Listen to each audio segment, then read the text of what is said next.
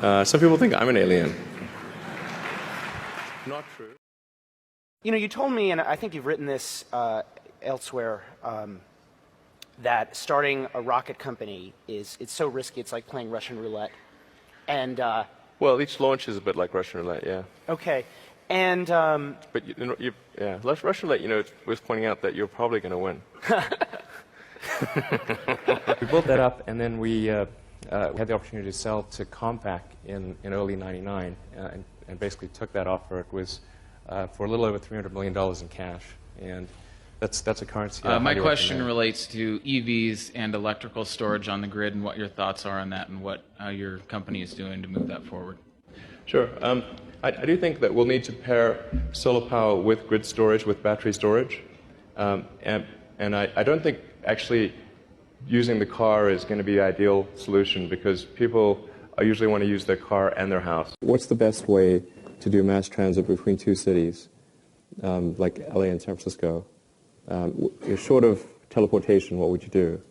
That would be really great. But I don't know how to do that. Only one class of common stock for Tesla. I personally own like 20 or 25% of it. So there's an easy remedy if the shareholders don't like me. They can just fire me. I would encourage them to fire me if they think I'm doing a bad job. I'm very excited about the potential of Starship, and I think it's going to be something that could really have a profound step change effect in humanity's ability to go beyond Earth. Man, I tell you, I'm pretty sure I'd know, if there were aliens. I've not seen any sign of aliens. So like, well, is the military hiding aliens in Area 51 or something, That's a popular meme. Well, let me tell you, the fastest way to increase defense funding would be to bring out, like, hey, we found an alien. People are like, more money for defense, definitely. This is guaranteed. That would be like on display in 2 seconds. Thanks, Elon. And I don't believe you about the aliens.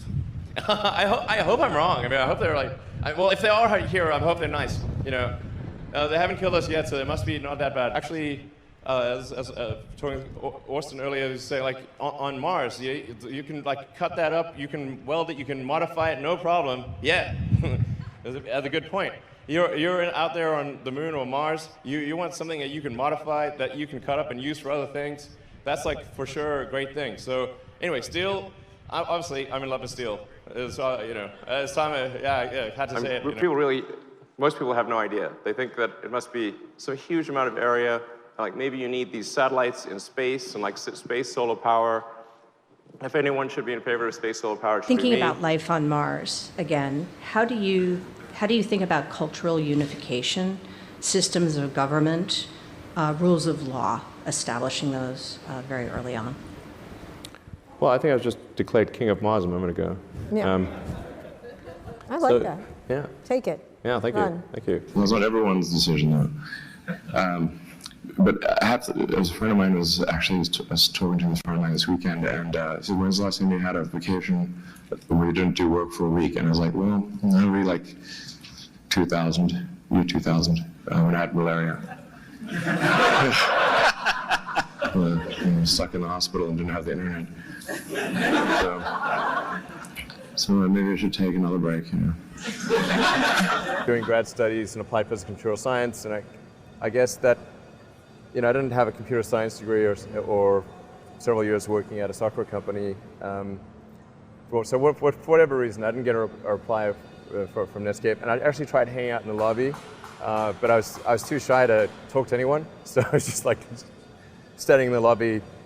And then I just walked in. Did you have your resume with you, or was it? Yeah, actually, it was pretty embarrassing. I was just sort of standing there, trying to see if there's someone I could talk to, and then I just couldn't. I was too scared to talk to anyone, so then I left.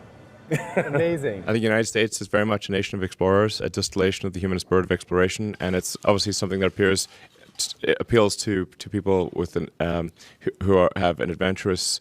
Anyone who has an adventurous bone in their body is going to be very excited about this, and I think it will help reinvigorate interest in space. It's remarkable to think that the last time that a crewed launch vehicle departed from the United States was, I believe, 2011 or thereabouts. So it's been almost a decade, which is remarkable. And so I think it'd be really profound to have that. It's kind of to be back in the saddle again and to be launching frequently with the national crew. I think it's something that matters to all Americans and to people There have been worldwide. 3 flights so far, and each one has obviously the goal is to get into orbit. Each one has sort of not made it. How did you deal with the? Well, we got to space. Okay, you got to space, but it Yeah. didn't. You didn't get where you wanted to go. Not all the way. Sorry. Well, you know, So, you but didn't necessarily go all the way on the first few dates. SpaceX has. Obviously, an abort scenario is a different kind of stress on the Right. on the Very on the high stress, that's yeah. I'm wondering if that impacts reusability. Do you get fewer flights out of a Crew Dragon in that scenario, or is that to be determined? I'm not sure. I would really require a lot of thought and, of course, support from NASA to refly a Dragon that went through an abort. Hopefully this is such a rare event that the circumstance never comes up. You know, since the spacecraft has a very powerful base heat shield and even leeward side heat shield, it should be really not significantly affected by a fireball.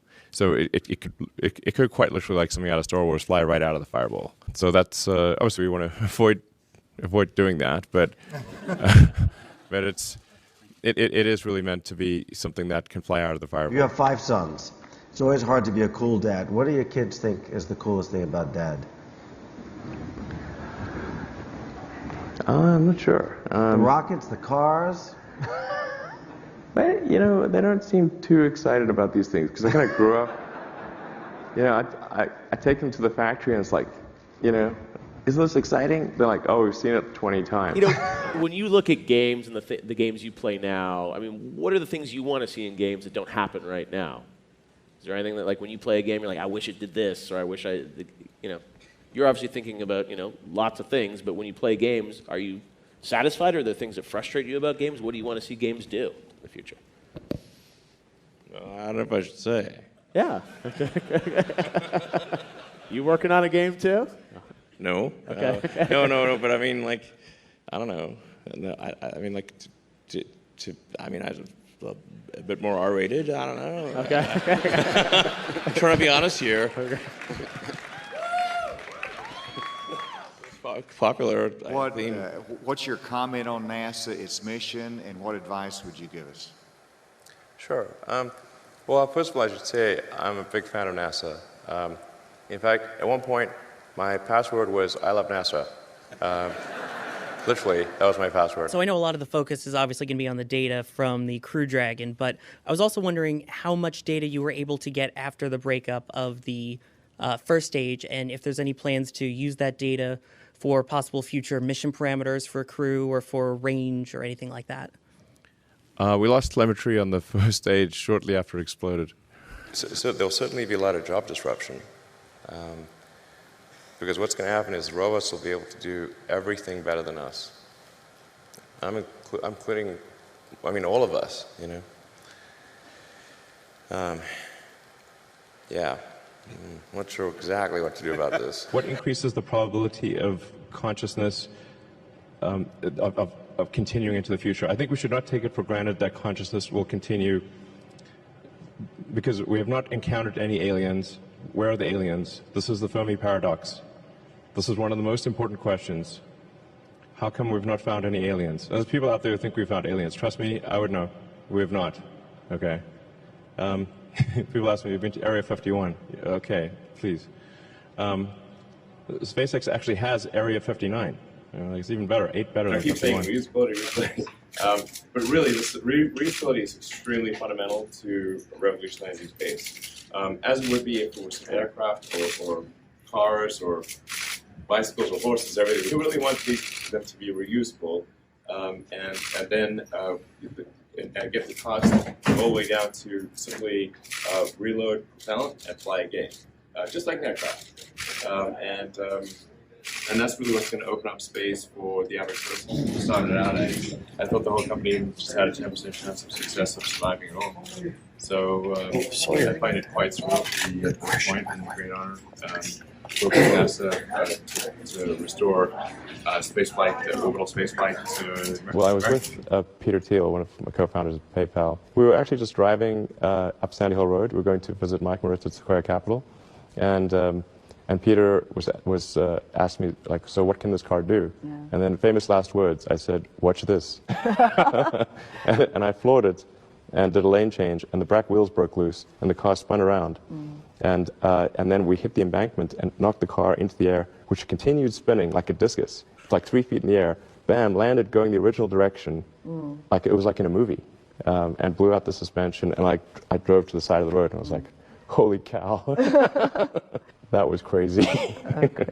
After that, I took driving lessons on the McLaren, because it's like a difficult car to drive. Are you a very prudent driver nowadays? I think I'm a fairly prudent driver, yes. Yeah.